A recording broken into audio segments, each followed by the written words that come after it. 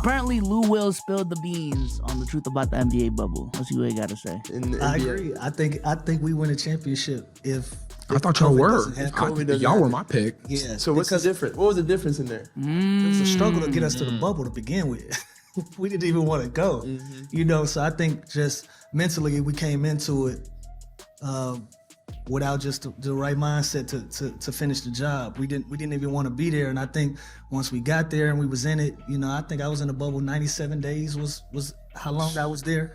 And I think about day 67, I was like, let's get the fuck out of here. You know, so I think mentally we wasn't in it for the long game. We didn't really see, you know, the pot of gold at the end of it. We were starting to hear the rumblings like, oh, nobody's gonna respect this chip and all of that. And so I think we kind of just took our foot off the gas. The rumblings in the bubble that the chip ain't gonna mean anything. Is it Mickey? Is it confirmed Mickey? I'm trying my best to throw all Laker fandom out the window when I say that's some old bullshit. No. All right, yo, can everyone just one time call that bullshit? Like what? When you're up 3-1 or 3-0, that's when you come on, bro. You rage quit when you're up 3-1? Oh, really? Got out of here. Nah, bro, they just didn't care, man. The vibe just wasn't there. Why try when no one cares? Makes sense. It makes sense if they got swept. They got solo squatted by one nigga. Oh my God. Breaking news, it was actually Lou Will that brought up that argument himself. Yeah, I ain't gonna lie. Is this ring even gonna matter? This is insane. Oh my God, Lou, you're nasty. Lemon pepper Lou, you're disgusting, dog. I ain't gonna lie. I think this is open book closed. You know, there's gonna be some Flipper fans down there saying facts, and that's just unfortunate. They were up in the series.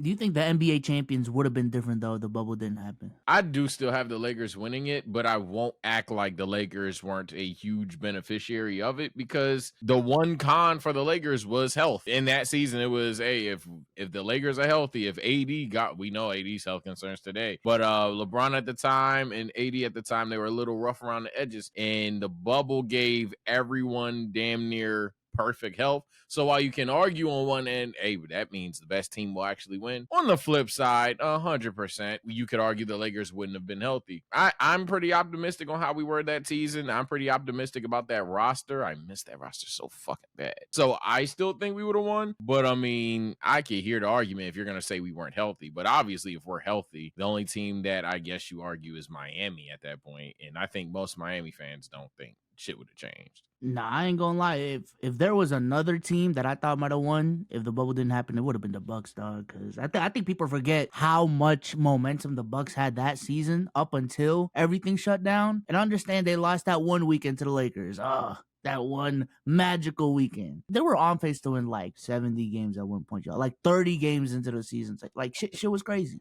Lou Williams on the Clippers losing in the bubble. He said this is why they lost in the bubble. We started hearing the rumblings that nobody was going to respect the chip. So we kind of took our foot off the gas. So I'm going to make sure I'm hearing you correct. You took your foot off the gas once you got up 3-0, 3-1. Now, you subjected yourself to all that quarantine. Because remember, Lou, he got the name Lemon Pepper. Oh, yeah. I gave him that name because he was at Magic City. Oh, yeah. Now, he came back and had to do quarantine for, what was it, 7 to 10 days? Lemon Pepper Lou. He did all that. I thought I made that up. Same thing with Trez. Montrez, and Trez had a great reason. I think his grandmother had passed, and he had every right.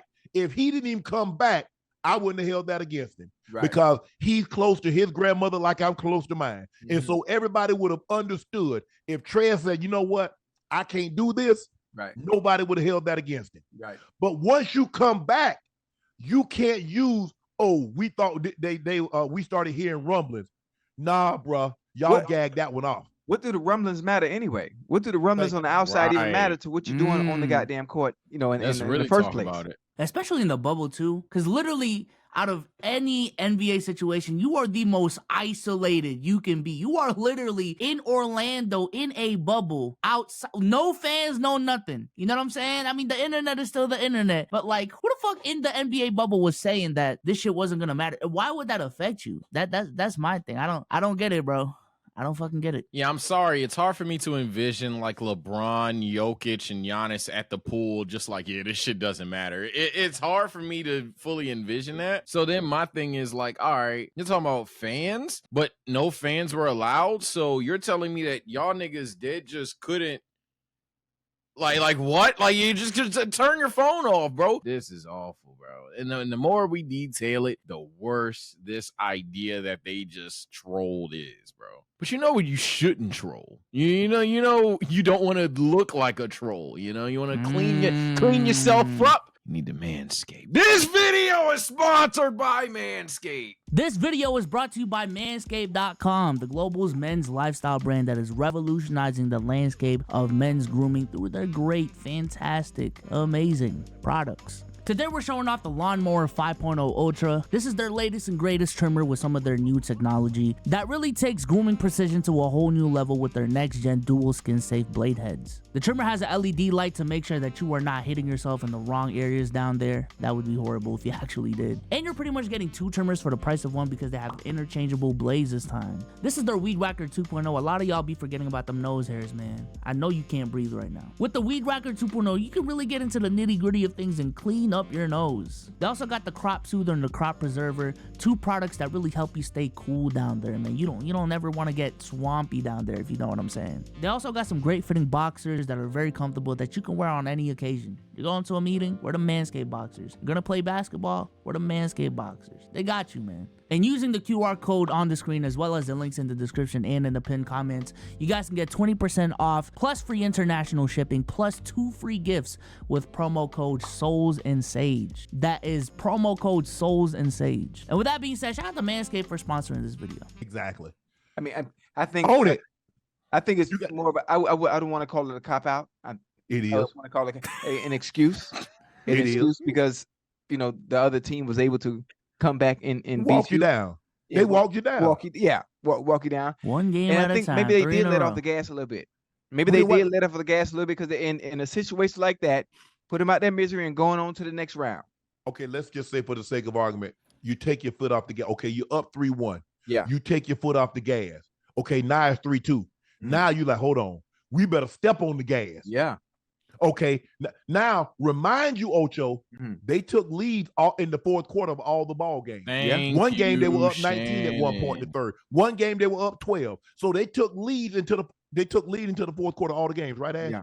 Yeah. My only rebuttal to be was looking back at that clip. I don't think Lou Will, and maybe I'm wrong, I don't think Lou Will specifically said that they took off the gas pedal against the Nuggets. You know what I'm saying? I'm trying to remember that time right now. And specifically with the protest going on, there was this argument of like, yo, I understand we already committed to the bubble, but let's pull back. Like dead ass. Let's all go to fuck home because basketball does not fucking matter right now. I do remember those arguments. If what Lou Will meant to say was, yo, we took off the gas pedal after that, before the playoffs started, I mean, hey, they did go to 7 against Luka. Is that taking off the gas pedal right there? I personally don't think so. I think Luka just dogged y'all. Me personally, that's the GOAT right there. It does sound like a cop-out though, but maybe it is an out of context flip. I'm just trying to give him the benefit of the doubt. Yeah, you trying and it ain't working. I ain't gonna, you trying. That's a load of hoopla. That doesn't work either because at that point you've won an entire playoff round. You've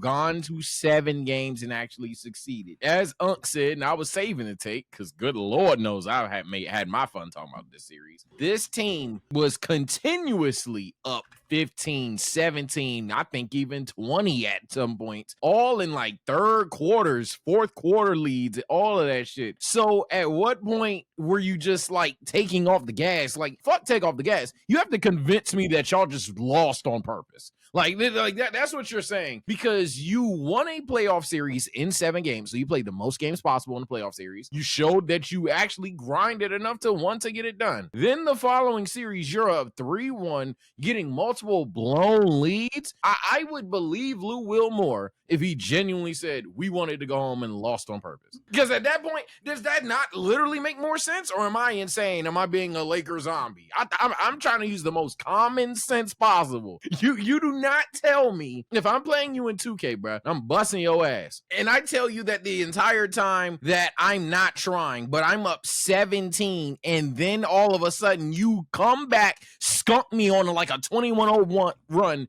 win the game, and then I tell you, yeah, bro, I was distracted the whole game. Nigga, what?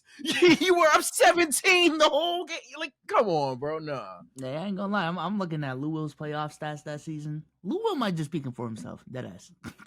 Maybe. Yo, I'm looking at it right now. Maybe. Going off the first 4 games, and 8 points, 5 points, 10 points, 13 points, 10 points, 12 points, 4 points, 14, 7. And mind you, out of those like last 10 games that I just mentioned, only 2 of them was on good efficiency. I ain't gonna lie. Maybe it was just Lou Will, man.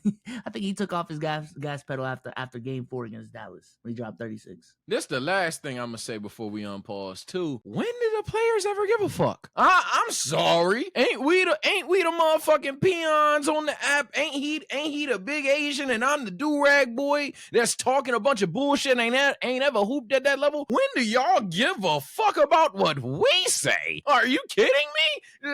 None of this ever correlates. Even the idea that more people were saying this shit doesn't count versus laughing at playoff P. I would even argue that more motherfuckers was laughing at y'all getting this close to losing to just Luka than saying it doesn't count. I dead would argue that when it comes to the Clippers conversation. But hey, I do think there's a level where, like, okay, even if you think the NBA championship doesn't count this season, there's a level of pride you have as a competitor of like, yo, we have a 3-1 lead. We cannot lose 3 straight. I don't give a fuck if it's 2K. I don't give a fuck if it's hell, even the in-season tournament that people are saying people don't care about. Yo, bro, I'm telling you, even with this in-season tournament, once we get into those single elimination games, right. I don't give a fuck if the money isn't enough. As a competitor, there is too much pride for you just not to try in the single elimination game with the bragging rights of, yo, I eliminated you from this fucking tournament, buddy. So okay, so now you ain't take your foot off. Now you got the lead. Now you got revisionist history. After they chase you down, right. You want to say you took your foot off the gas. Well, how you get the lead? Thank you. So you stepped on the gas to get the lead, and then all of a sudden you like, nah, we good. And plus, you know, people gonna say it's cubic zirconia, the ring not even real. So why'd you even get past the first round? If that's the case, go ahead and lose in the first round. Game 5. All right, we trolling. It's one of those things where you reminisce, you reflect. Things don't go the way you expected it, and you just come up with something, or as a reason to why it happened. You know, I love Lou to death. Very good friend of mine, but I ain't buying it. Yeah, I ain't buying it. I ain't buying it. I ain't buying Ocho. I ain't buying them $3 for $1. So you know I ain't buying that bull jive he talking. Not $3 for $1, Ocho. Right. But they need to stop that, because what they're trying to do is they're trying to minimize the team that did win them and the guy that was at the forefront of winning. About it. Now let's talk. The rumblings. So in other words, had you won it, you gonna say, nah, I don't want this ring because it's not legit. You think they would have said that, Ocho? I'm just asking. Fuck you. No, probably not. Of course not. Clippers you know it's a championship? great question that I can ask you, because you know a little bit more about basketball. Those that I know that are in the NBA, I don't really ask this question. Do you think the players really care that much about a ring unless it comes to the conversation and being one of the greats, one of the GOATs, or one of the best ever Kawhi played? Leonard's there. Yeah. Or do you think it's more, the focal point is more on the money? Because I heard people say, shit, you can't eat them damn rings. You can't pay no bills with them rings either. yeah. I think the thing is, Ocho, I heard Carmelo said that. Carmelo said in the 80s and 90s, it was about the rings. Right. His generation, it was about the bag. Yes, sir. I can just speak to me. I wanted to win a championship. Whatever money they were going to pay me was going to be more money than I was going to be making doing something else. Right. So there's something special about making money doing something you love. Right. Because my grandfather said, boy, if you do something that you love, you'll never have to work a day in your life. So guess what, Ocho? I ain't had a job yet. Am I even working right now, when I was working in those fields in South Georgia. I'm just living. Because it was hot and the hours were long. But playing football, I never viewed that as a job. Doing TV, I never did that viewed that as a job. Right. Given a choice, you want the Super Bowl ring or the Hall of Fame jacket? I said, I'm glad I ain't got to make that choice because I got both. Right. BOAL. I got both. I like that. So yes, sir. Stand on business, huh? Got 4 championships. No if, ands, or hey, fuck that hypothetical shit, man. What if? Ain't no what if over here. I got both. Pussy. Yeah. Would you rather one day get a plaque or 200,000 subs? Nigga, we got both. How about that, bro? What?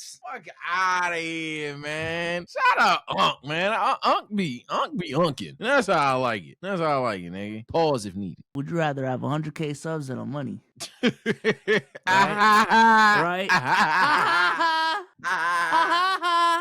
Stop playing. Stop playing. You could have both.